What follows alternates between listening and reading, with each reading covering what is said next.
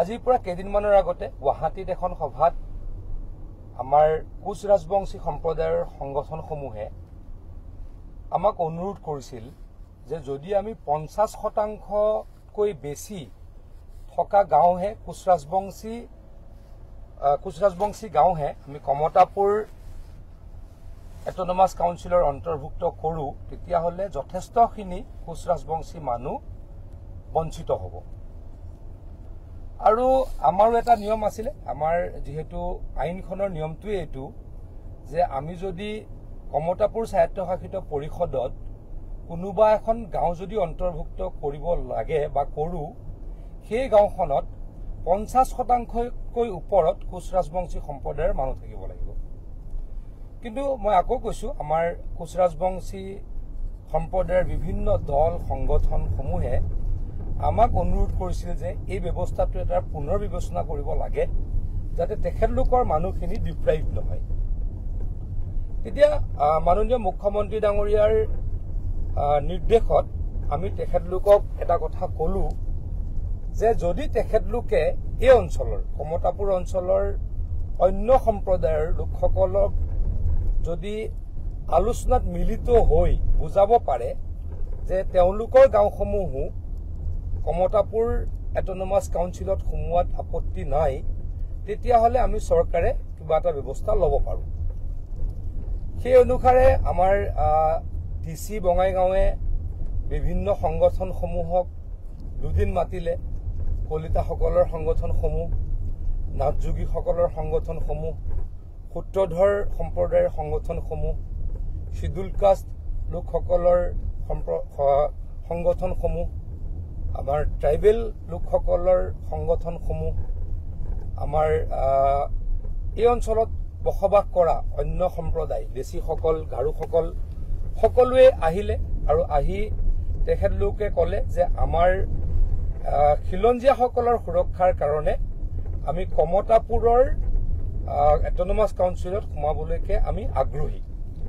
কিন্তু আমাৰ এটাই চৰ্ত যে আমাৰ সুৰক্ষা মানে খিলঞ্জীয়াসকলৰ সুৰক্ষা সুৰক্ষিত হৈ থাকিব লাগে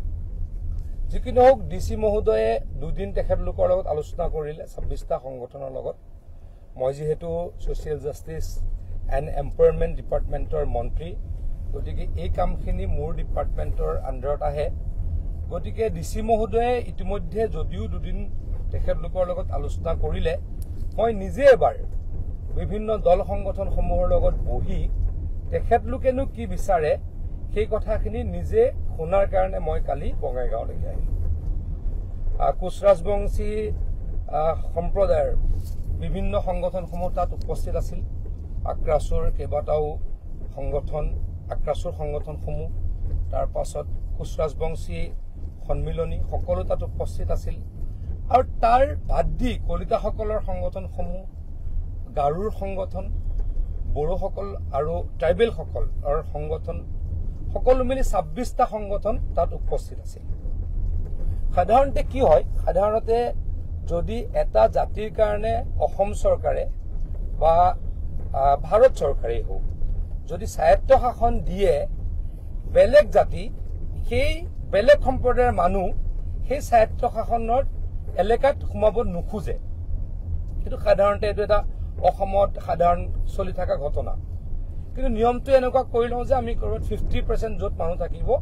ওপৰত থাকিব যিটো সম্প্ৰদায়ক আমি স্বায়ত্ত শাসন দিওঁ সেই গাঁওখিনি অট'মেটিকেলি সোমাব বাকী সকল নোসোমাব কিন্তু কালি এটা মই আচৰিতে হলো কাৰণ মই যোৱা 2 বছৰ ধৰি সামাজিক ন্যায় আৰু সবলীকৰণ ডিপাৰ্টমেণ্টৰ মন্ত্ৰী হিচাপে কাৰ্যনিৰ্বাহ কৰি আছো আৰু মোৰ ডিপাৰ্টমেণ্টটোৱে এই বিভিন্ন জাতি জনগোষ্ঠী ট্ৰাইবেল সকলক বাদ দি বিভিন্ন জাতি জনগোষ্ঠীৰ এই স্বায়ত্ত শাসনেই হোক ডেভেলপমেণ্ট কাউন্সিলেই হোক এই গোটেইখিনি আমাৰ ডিপাৰ্টমেণ্টটোৱে চোৱা চিতা কৰে গতিকে যোৱা 2 বছৰ মই এই অনুষ্ঠানবিলাকৰ লগত বা এই সংগঠনসমূহৰ লগত প্ৰায় যোগাযোগত থাকো বা মিলিত হওঁ আৰু বিভিন্ন কথা লৈ আলোচনা কৰোঁ কিন্তু কালি মোৰ কাৰণে অলপ আছিলে আনএক্সপেক্টেড এক্সপেৰিয়েন্স কাৰণ এনেকৈ কোনোৱে সৌহাৰ্দ্যপূৰ্ণভাৱে কোনোৱে এটা শব্দৰ বাদানুবাদ নোহোৱাকৈ সকলোৱে একেমুখৰে কৈছিল যে আমি কমতাপুৰ স্বায়ত্তশাসিত পৰিষদৰ অন্তৰ্গত হ'ব খোজো বা এলেকাধীন হ'ব খোজো। লাগিলে যদি আমাৰ গাঁৱত 50%তকৈ কোচ ৰাজবংশী সম্প্ৰদায়ৰ লোক নাই, তথাপিতো আমাৰ আপত্তি নাই। মই এইকাৰণেই আজি এই কথাখিনি লাইভত ক'বলৈ আহিলো যে এনেকুৱা ঘটনা মই আকৌ কৈছো, 2 বছৰ ধৰি মই সামাজিক ন্যায় আৰু সবলীকৰণ বিভাগৰ মন্ত্ৰী হৈ আছো। বিভিন্ন জাতি জনগোষ্ঠীৰ লগত মই নিয়মীয়াকৈ আলোচনাত বহি থাকো। কোনোৱে এনেকৈ বেলেগৰ স্বায়ত্তশাসন বা বেলেগ এটা সম্প্ৰদায়ক দিয়া স্বায়ত্তশাসনত সোমাব নোখোজে। কিন্তু আমাৰ নামনি অসমৰ পৰিৱেশ সম্পূৰ্ণ বেলেগ। খিলঞ্জীয়াসকল একলগ হৈছে। সকলোৰে এটাই কথা যে আমাৰ ভূমিৰ অধিকাৰ থাকিব লাগে, আমাৰ অধিকাৰ থাকিব লাগে, খিলঞ্জীয়াসকল যাতে শক্তিশালী হৈ থাকিব পাৰে।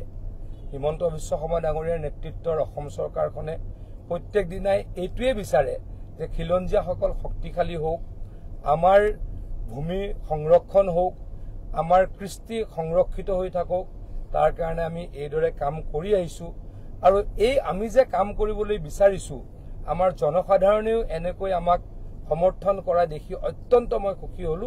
কালিৰ পৰাই মই ভাবি আছিলো এই কথাখিনি অসমৰ ৰাইজক কম। আজি মই ক'বলৈ পাই অত্যন্ত সুখী হৈছো। আকৌ কৈছো, আমি সকলোৱে খিলঞ্জীয়াসকল মিলি থাকো, আমি অসমৰ কাৰণে কাম কৰো, ভৱিষ্যত প্ৰজন্মৰ কাৰণে কাম কৰো। সকলোৱে এই কমতাপুৰ এলেকাৰ বিভিন্ন জাতি জনগোষ্ঠীয়ে যিটো সিদ্ধান্ত লৈছে তাক যাতে উদাহৰণ হিচাপে লয়, মই অসমবাসীক অনুৰোধ জনাইছো।